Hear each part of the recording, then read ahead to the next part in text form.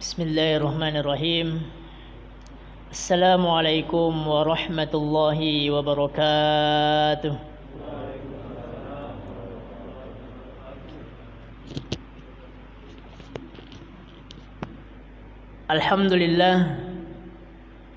Alhamdulillahi rabbil alamin.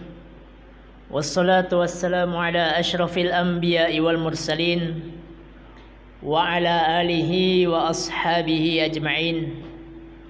Allahumma salli wa sallim ala abdika wa rasulika wa nabiyyika Muhammadin sallallahu alaihi wasallam.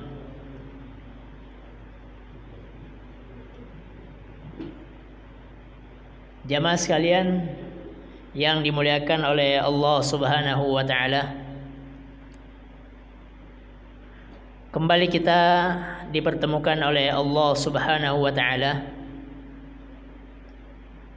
untuk melaksanakan kewajiban kita selaku hamba Allah Subhanahu wa taala, yaitu ibadah kepada Allah Subhanahu wa taala. Dan setelah kita beribadah, kita niatkan untuk i'tikaf, kita niatkan untuk thalabul ilmi. Semoga semakin menambah keberkahan kita untuk diri kita dan juga untuk keluarga kita semuanya. Salawat dan taslim kepada baginda Nabi Allah Muhammad sallallahu alaihi wasallam, kepada para istri-istrinya, kepada para sahabatnya, dan semoga kita semua termasuk dari pengikut baginda Nabi Allah Muhammad sallallahu alaihi wasallam. Jamaah sekalian yang dimuliakan oleh Allah Subhanahu wa taala, sebelumnya saya pertemuan kemarin izin ada safar ke Bandung. Alhamdulillah pada malam hari ini kita kembali dipertemukan oleh Allah Subhanahu wa taala, masih membahas tentang kitab Abi Syuja' yang dikenal dengan Matan Al-Ghayah wa Taqrib. Dan pada pertemuan malam hari ini kita akan membahas tentang fikih puasa. Fikih puasa yang ada dalam kitab Abu Syuja'. Kita baca bagaimana perkataan para ulama terkait dengan fikih puasa, yang dimana pada malam hari ini kita sudah masuk bulan Sya'ban, Pak ya. Kita sudah masuk pada tanggal 2 Sya'ban, 2 Sya'ban. Untuk itu penting bagi kita untuk membekali diri kita tentang fikih puasa itu sendiri.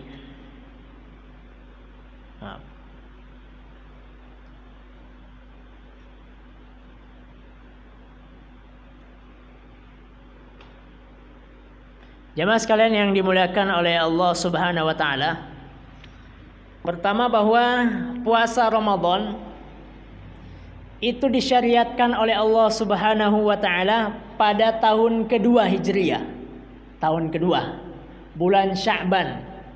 Jadi bulan Sya'ban tahun kedua Hijriah, disitulah Nabi sallallahu alaihi wasallam menerima syariat puasa. Jadi kalau dihitung dari 2 Hijriah sampai Nabi wafat 11 Hijriah, maka Nabi SAW itu puasa Ramadan sebanyak 9 kali. Sebanyak 9 kali. Karena tahun ke-11-nya Rabiul Awal belum sampai bulan Ramadan, maka Nabi puasa 9 kali Ramadan. 9 kali Ramadan. Dari tahun kedua, sebagaimana firman Allah dalam Al-Baqarah yang kita hafal 183, ya ayyuhalladzina amanu kutiba alaikumusiyam kama kutiba alal ladzina min qablikum la'allakum tattaqun. Al-ayah. Juga firman Allah bahwa pondasi agama ini dibangun di atas 5 perkara. Buniyal Islamu ala khamsin. Islam ini dibangun di atas 5 perkara: syahadat, sholat, zakat, puasa, haji, atau kita kenal dengan rukun Islam. Maka siapapun yang mengingkari kewajiban puasa Ramadan, kafir dia, kufur dia. Siapa yang mengingkari, sama dengan sholat, sama dengan zakat, sama dengan haji. Siapa yang mengingkari kewajiban daripada rukun Islam, maka dia kufur. Adapun siapa yang tidak berpuasa di bulan Ramadan, semoga Allah sampaikan usia kita, Allah sehatkan kita, Allah sehatkan keluarga kita, Allah mampukan kita beribadah maksimal semaksimalnya di bulan Ramadan, insya Allah.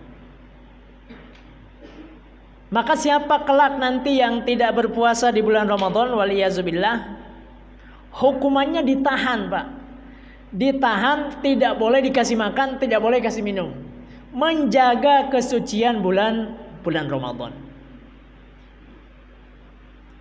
Nah, para ulama ketika membahas tentang kitabus siyam, bab tentang puasa, itu selalu mengawali dengan masuknya bulan Ramadan.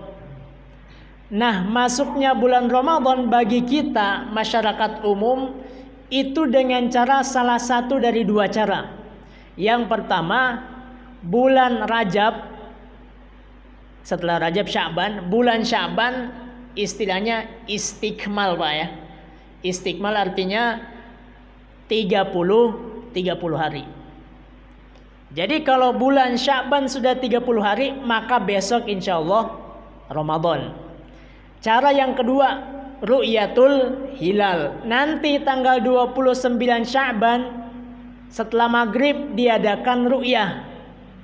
Apakah hilal Ramadan sudah nampak ataupun tidak? Kalau sudah nampak, maka besoknya 1 Ramadan. Tapi kalau tidak nampak, maka besoknya istikmal menjadi 30 Sya'ban. Sebagaimana hadis Nabi sallallahu alaihi wasallam, sumu li ru'yatihi. Berpuasalah kalian karena ru'yah, melihat. Wa aftiru li ru'yatihi. Idul fitrilah kalian karena ru'yah, melihat bulan hilal Syawal. Fa in gumma alaikum, kalau ternyata tidak nampak bulan hilal nanti tidak nampak di akhir Sya'ban, kata Nabi, fa akmilu iddata Sya'ban 30, maka lengkapi bulan Sya'ban 30 hari. Kalau 30 hari bulan Hijriah tidak ada 31, Pak ya, berarti otomatis besoknya masuk bulan Ramadan. Nah, saat ini kan Muhammadiyah itu sudah menentukan Ramadan. Tanggal berapa, Pak? Tanggal 2 April, jatuh pada tanggal 2 April. Maka semoga saja insya Allah Ramadan kita semuanya berjamaah bersama-sama. Jamaah sekalian yang dimuliakan oleh Allah SWT, maka bagi masyarakat umum masuk bulan Ramadan dengan dua cara tadi. Satu, istikmal, Sya'bannya 30, karena tidak nampak hilal tanggal 29 Sya'ban. Yang kedua, ru'yatul hilal, tanggal 29 nampak, maka puasa besoknya. Nah, Abu Syuja' menyebutkan seperti ini.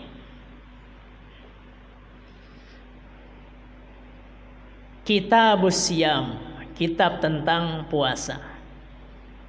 Wa syaraitu wujubis siyami arba'atu asya. Jadi beliau karena ini adalah ringkas, tidak membawakan bagaimana umat Islam masuk bulan Ramadan. Langsung syarat wajib puasa. Syarat wajib puasa. Maka siapapun yang memenuhi 4 syarat wajib ini, maka wajib dia untuk berpuasa. Yang pertama, al-Islam, tentu. Maka orang kafir tidak wajib baginya puasa. Bahkan kalau dia puasa, puasanya tidak sah. Kafir asli. Tapi tetap dia dituntut kelak di hari kiamat, dia diazab karena tidak puasa. Jadi orang kafir ini diazab karena kekafirannya. Yang kedua, diazab karena tidak menjalankan syariat Islam. Diazab karena tidak sholat, diazab karena tidak puasa, tidak zakat, dan seterusnya. Tapi ketika dia masuk Islam, maka dia tidak mengkodok puasanya. Beda dengan murtad, Pak. Orang yang murtad, naudzubillah, semoga Allah menjaga diri kita dan keluarga kita. Ketika dia masuk Islam, kembali kepada Islam, maka puasa Ramadan yang tidak dikerjakan selama dia murtad wajib untuk diqodho, diganti bagi yang murtad. Wal iyazubillah, semoga Allah jaga kita. Yang kedua, al-bulugh, balik. Maka anak-anak yang belum balik tidak wajib baginya untuk berpuasa. Cuman dianjurkan, bahkan orang tuanya ketika anaknya sudah usia 7 tahun sama dengan sholat. Nabi menyampaikan tentang sholat, perintahkanlah anak-anak kalian ketika usia 7 tahun untuk sholat. Kalau usia 10 tahun tidak sholat juga, maka pukullah dia. Pukulan yang mendidik. Muru auladakum bis sholati wa hum abna'u sab'in. Maka sama dengan puasa. Ketika dia usia 7 tahun, ya, diperintahkan untuk berpuasa. Itu nanti menjadi tabungan kebaikan dia. Kebaikan yang ia kerjakan dicatat pahala. Namun dosa yang ia kerjakan tidak tercatat di hadapan Allah Subhanahu wa taala. Sifat rahmatnya, sifat rahimnya Allah Subhanahu wa taala. Maka kebaikan-kebaikan itu menjadi tabungan bagi anak-anak kita yang masih belum balik. Yang ketiga, al-aqal. Tentu harus ada akal. Maka yang tidak ada akal, yaitu dia adalah mohon maaf, gila, tidak wajib baginya untuk berpuasa. Orang gila. Karena tidak ada akal. Sedangkan akal itu adalah haddut taklif, batas bagaimana Allah membebani dengan taklif, dengan syariat itu dengan akal. Maka selama ada akal, dia wajib baginya untuk sholat, dia wajib baginya untuk puasa dan seterusnya. Yang keempat, al-qudratu ala saum, dia mampu untuk berpuasa. Mohon maaf, ada mungkin orang tua ya, usia 70, usia 80 sudah tidak mampu untuk berpuasa, maka tidak wajib baginya untuk berpuasa. Orang yang sakit, sebagaimana firman Allah Subhanahu wa taala di ayat-ayat tentang puasa 184 185, faman kana minkum maridon aw ala safarin fa'iddatun min ayyamin ukhra. Siapapun yang sakit, siapapun yang sedang safar, maka baginya iddah, baginya mengganti di hari-hari yang berikutnya. Maka 4 ini merupakan syarat wajib puasa yang disebutkan oleh Al-Qadhi Abu Syuja rahimahullahu ta'ala. Jemaah sekalian yang dimuliakan oleh Allah Subhanahu wa ta'ala, sebenarnya di penjelasan yang lain, penjelasan kitab lain itu ada 5, ada tambahan, yaitu bagi wanita suci dari haid dan nifas. Ini kan tidak disebutkan di sini an-naqa'u anil haid wan nifas, suci dari haid dan nifas. Maka dalam beberapa kitab yang menjelaskan matan Abu Syuja ini ditambahkan suci dari haid dan nifas, khususnya bagi wanita, karena wanita yang haid, wanita yang nifas, dia tidak sholat, dia tidak puasa, namun puasanya dia mengqadha puasanya. Berikutnya, faraidus siyam, rukun-rukun puasa. Yang namanya rukun, kalau tadi kan syarat Pak ya. Nah kemarin sudah kita sampaikan bedanya syarat dengan rukun. Ya, terkait dengan wudu ada syaratnya, ada rukunnya. Kemarin sudah kita sampaikan bahwa kalau dia syarat berarti di luar daripada ibadah. Di luar daripada ibadah. Kalau dia rukun berarti dia masuk bagian daripada ibadah. Sama dengan sholat. Sholat syaratnya istiqbalul kiblah, menghadap kiblat. Rukun contoh baca Fatihah, rukunnya 13. Nah, puasa pun seperti itu. Ada syarat, ada rukun. Syarat di luar daripada ibadah cuman harus dipertahankan. Misal syarat sholat menghadap kiblat. Syarat menghadap kiblat. Maka menghadap kiblat ini harus dipertahankan sampai selesai sholat. Kata Al-Qadhi Abu Syuja', wa faraidus shaum, fardu puasa, rukun puasa ada 4, arba'atu asya. Artinya kalau ini tidak ada maka puasanya batal. Puasanya batal, puasanya tidak sah. Tidak jatuh keguguran puasanya. Yang pertama tentu an-niyah. Sebagaimana hadis Nabi Sallallahu Alaihi Wasallam dalam Arba'in Nawawi, dalam banyak kitab, bahkan disebutkan dalam banyak bab, innamal a'malu bin niyat. Sesungguhnya segala amal perbuatan itu tergantung niatnya. Maka niat puasa bulan Ramadan harus ada. Dan umumnya biasanya niat itu berbarengan dengan rukun pertama. Misal Pak, niat dalam sholat itu ketika takbiratul ihram, Allahu Akbar, hadir niat dalam hati. Niat tempatnya dalam hati. Sepakat para ulama. Yang menjadi perbedaan apakah dilafalkan atau tidak. Mazhab Syafi'i mengatakan yusannut talaffudzu biha, dianjurkan untuk melafalkan niat supaya memperkuat hati, menghadirkan hati. Niat ketika wudu itu rukun yang pertama, ketika membasuh wajah, hadir niat dalam hati. Maka umumnya niat itu berbarengan dengan rukun pertama. Tapi tidak berlaku dengan puasa.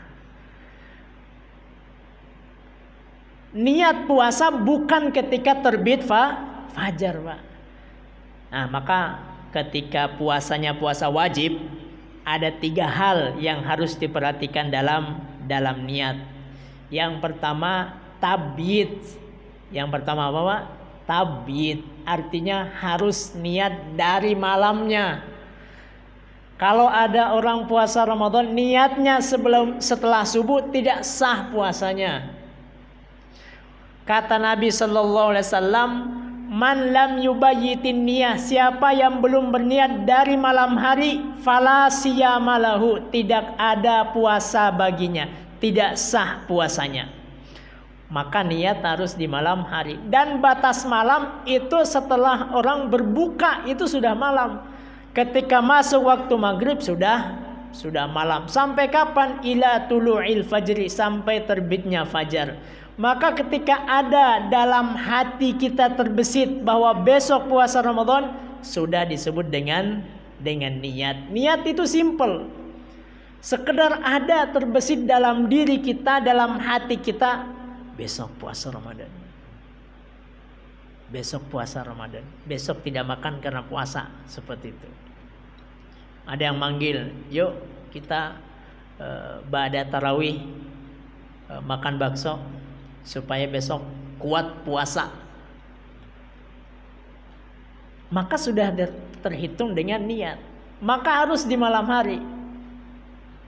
Sekali lagi, niat tempatnya dalam hati. Yang berbeda pendapat adalah apakah dilafalkan atau tidak. Mazhab Syafi'i menganjurkan, disunnahkan, dianjurkan untuk dilafalkan.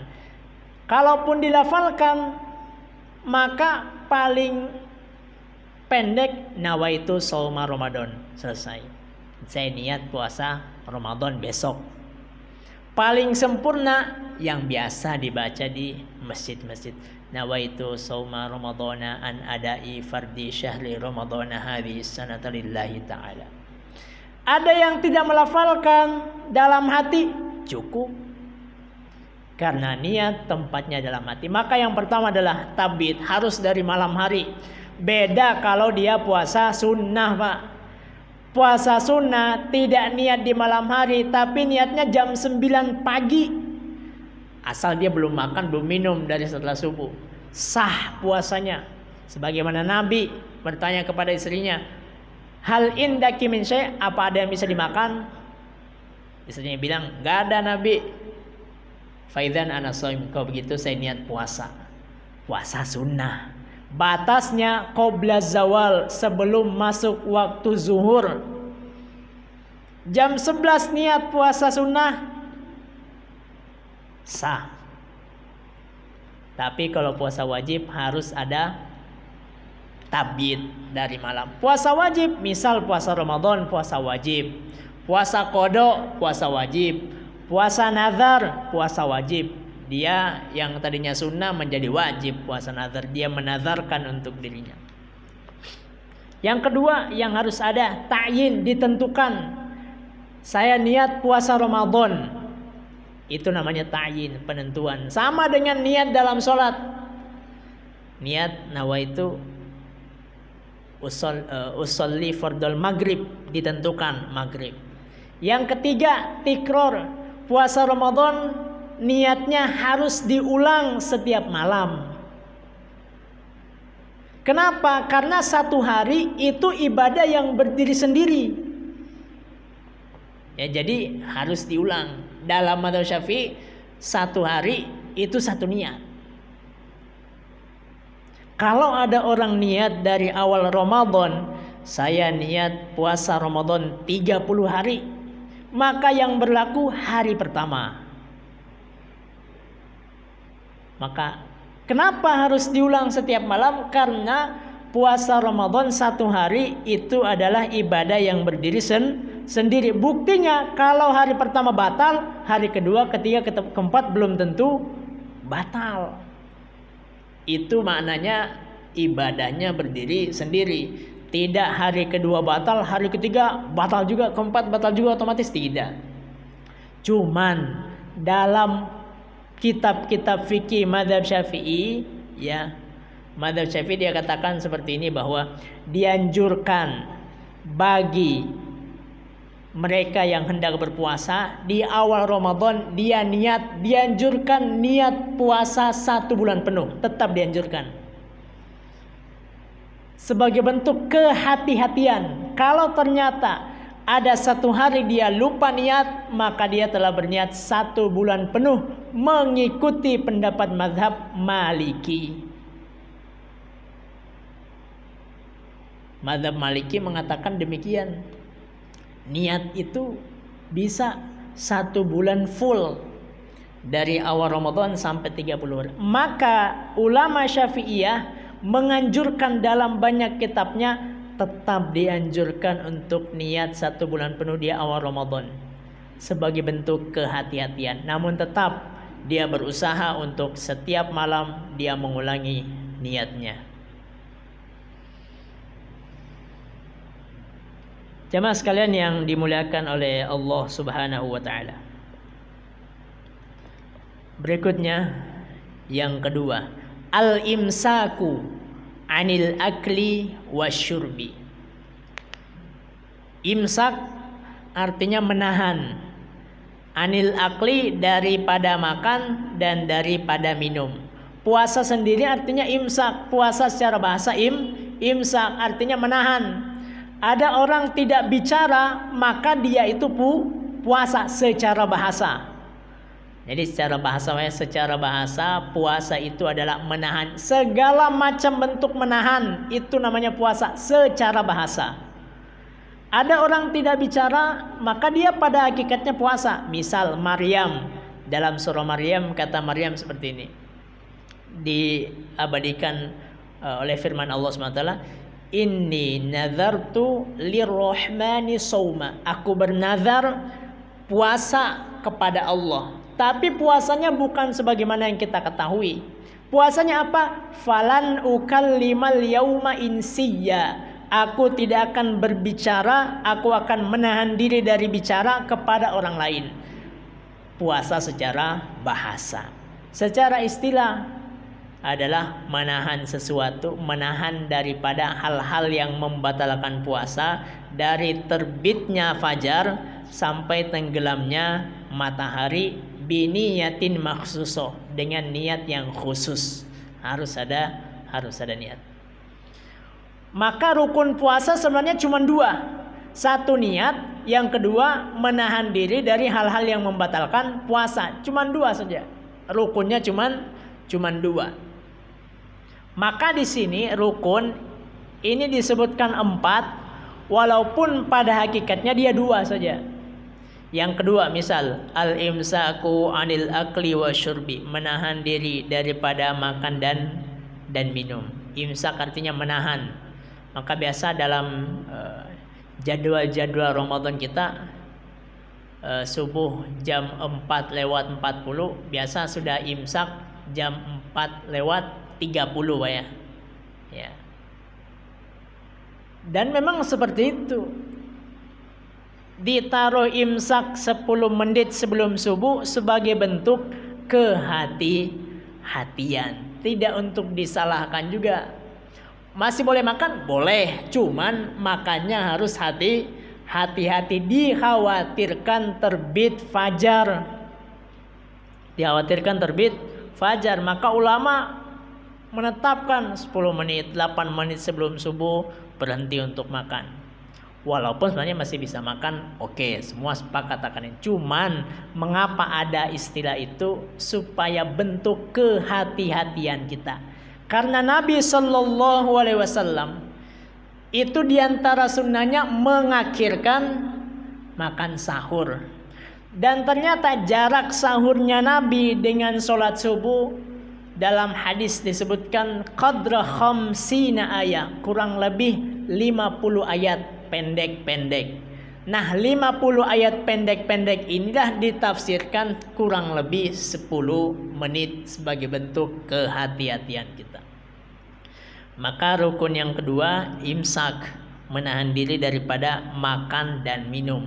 Dari terbit fajar, fajar terbit, stop untuk makan. Firman Allah, wa kulu washrabu hatta yatabayyana lakumul khaytul abyadu minal khaytil aswadi minal fajr. Dan makanlah, minumlah sampai nampak jelas terbitnya fajar. Artinya ketika sudah terbit fajar, stop untuk makan dan minum. Dan ulama sudah kasih spesifikasi, hati-hati imsak 10 menit. Yang ketiga, al-imsaku anil jima, sama yang membatalkan puasa, diantaranya adalah jima, ya, diantaranya adalah jima, berhubungan suami istri membatalkan puasa. Sebagaimana firman Allah, uhilla lakum lailatas siyamir rafas, baik itu inzal, turun, mohon maaf, ataupun tidak, tetap dia membatalkan puasa. Bahkan kalau dilakukan dengan sengaja, ini bayar kafarohnya besar, dendanya besar. Nanti ada pembahasannya. Kemudian yang keempat, al-imsaku an ta'ammudil qai, menahan diri daripada menyengaja muntah. Artinya kalau muntahnya tidak disengaja, maka tidak membatalkan puasa. Sebagaimana sabda Nabiullah Muhammad sallallahu alaihi wasallam dalam riwayat Al-Imam Al-Hakim mengatakan, man dzara'ahul qai falaysa alaihi qada, siapa yang muntah tidak karena disengaja maka tidak ada qada baginya. Wa manistaqa'ah, adapun siapa yang menyengaja dirinya muntah, falyaqdi, maka hendaklah dia mengqada puasanya. Jamaah sekalian yang dimuliakan oleh Allah Subhanahu wa taala. Terakhir, pembahasan tentang yang membatalkan puasa, singkat saja. Yang membatalkan puasa, pembatal puasa. Yang pertama, ma wasala amdan ilal jauf. Ketika ada sesuatu yang sampai ke dalam rongga tubuh kita. Ada sesuatu yang masuk dari jendela tubuh kita. Dan jendela tubuh itu bukan cuma mulut. Yang terbuka dari tubuh kita ini satu mulut, yang kedua telinga, yang kedua hidung, yang ketiga hidung, yang keempat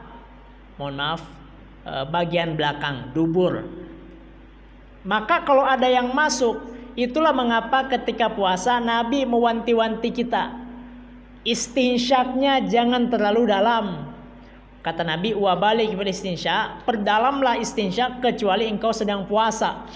Ketika wudhu, jangan diperdalam, hukumnya makruh. Dikhawatirkan ada yang masuk ke hidung kita ataupun telinga kita, maka membatalkan puasa. Ar-ras, juga kepala. Ada yang masuk dari kepala, cara masuknya karena luka, terjadi luka, pendarahan, kemudian masuk serta membatalkan puasa. Yang ketiga, al-huknah fi ahadis sabilain, suntikan di salah satu dari dua jalan, bagian depan ataupun belakang. Biasa ada obat yang dimana obat ini dimasukkan lewat dubur, ada Pak? Ada ya? Apakah obat untuk BAB gitu? Nah, ketika dimasukkan ke dalam dubur, maka ini membatalkan puasa. Keempat, al-qay'u amdan, muntah dengan sengaja. Kelima, al-wat'u amdan fil farji, berhubungan suami istri dengan secara sengaja fil farj, di bagian depan.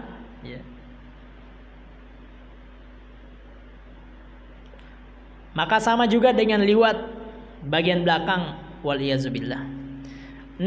Al-inzal an mubasyarah, mengeluarkan mani karena secara sengaja, baik dengan onani ataupun yang lainnya.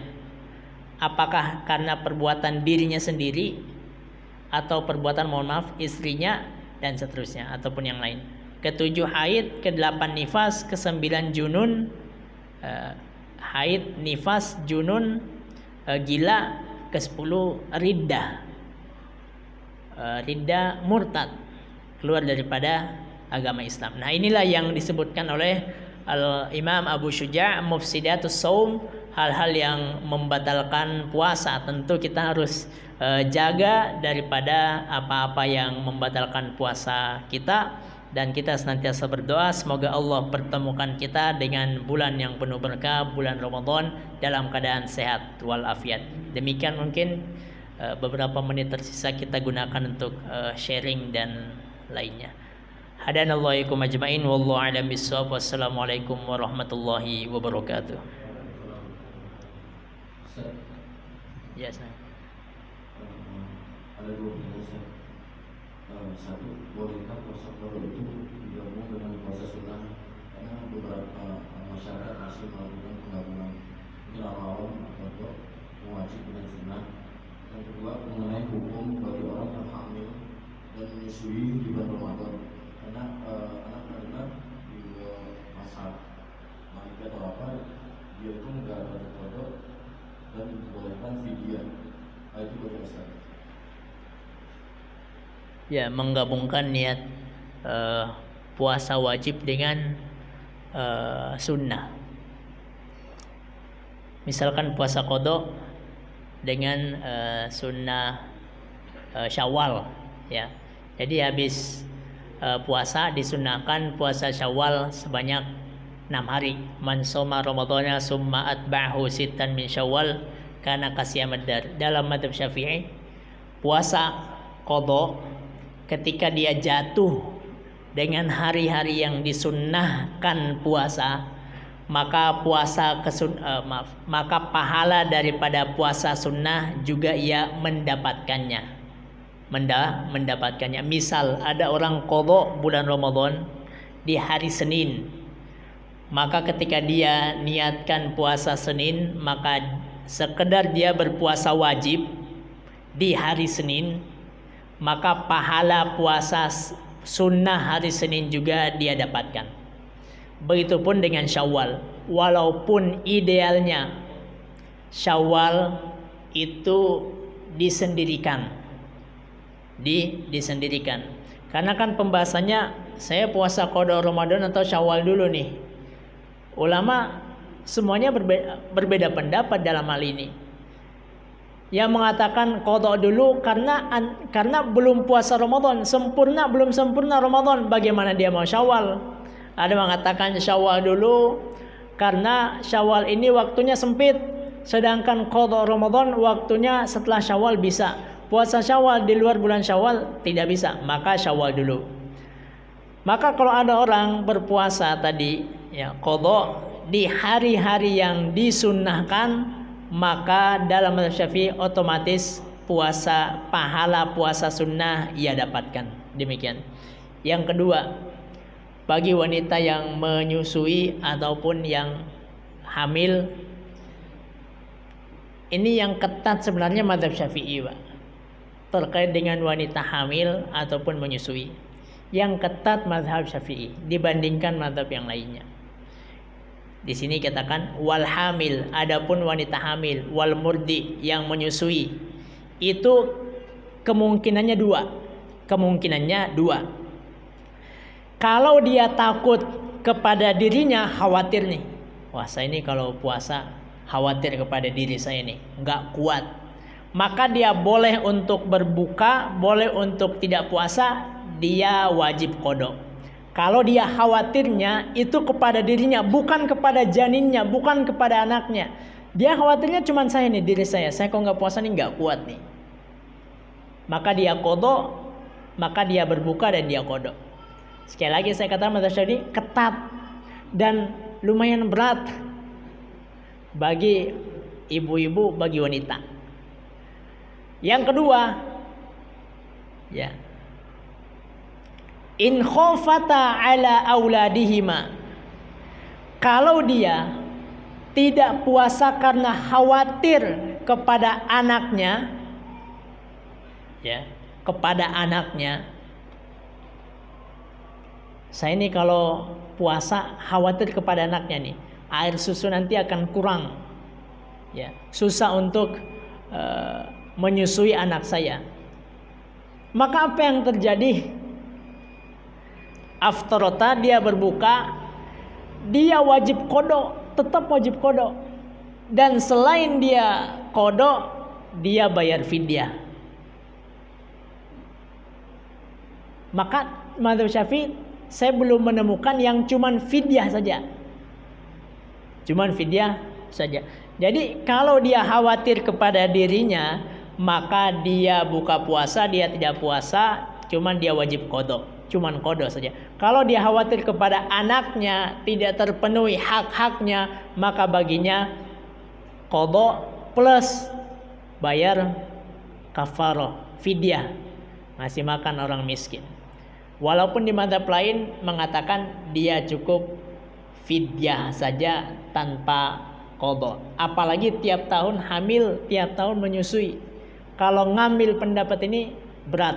Tapi inilah yang ada dalam buku-buku madhab Syafi'i dan ini kita sampaikan.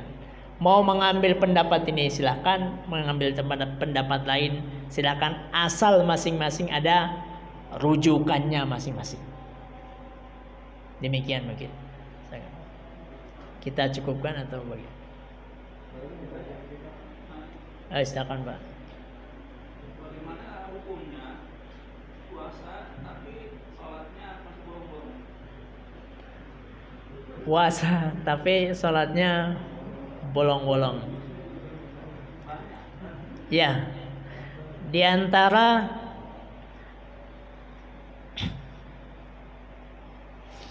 puasa dan sholat itu satu berbeda. Cuman kalau kapan puasa itu dikatakan sah? Satu, ketika rukunnya terpenuhi. Rukunnya terpenuhi. Ketika dia tidak makan, tidak minum, tidak melakukan hal-hal yang membatalkan puasa, dia sah puasanya, tapi di sisi lain dia mendapatkan dosa besar meninggalkan sholat. Maka seharusnya kata Jabir bin Abdullah, kalau kalian puasa harusnya anggota tubuh kalian juga ikut puasa. Artinya jangan maksiat, jangan berbuat dosa. Penglihatan juga harus puasa dari maksiat. Pendengaran juga harus puasa. Perut juga harus puasa.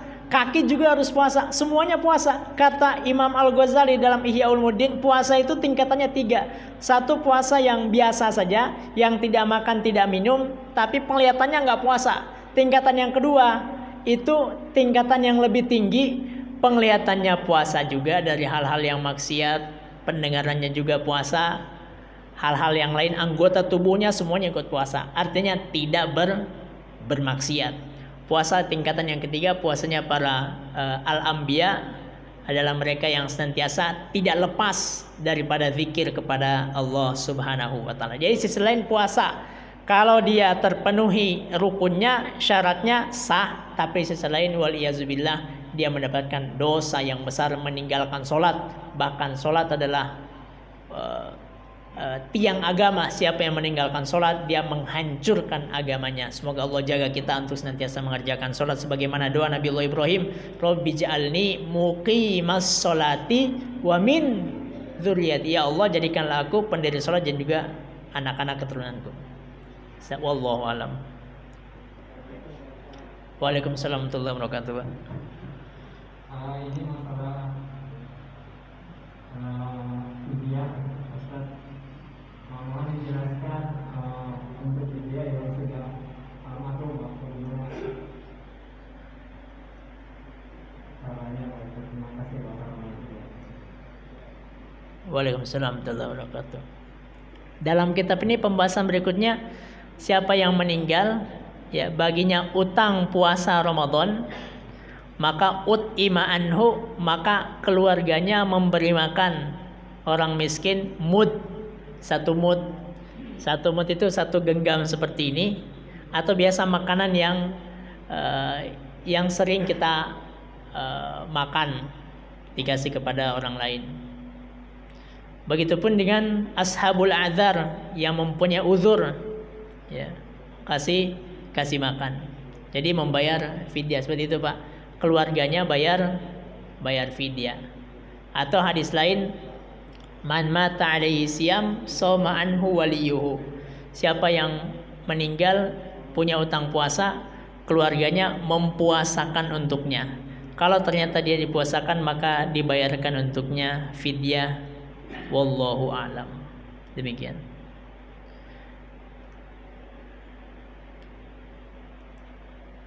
Demikian mungkin yang dapat kita baca. Hadanallahu ikum ajmain wa khurdawanan alhamdulillahirabbil alamin. Segala kebenaran milik Allah, kesalahan milik kami pribadi mohon untuk dimaafkan. Wassalamualaikum warahmatullahi wabarakatuh.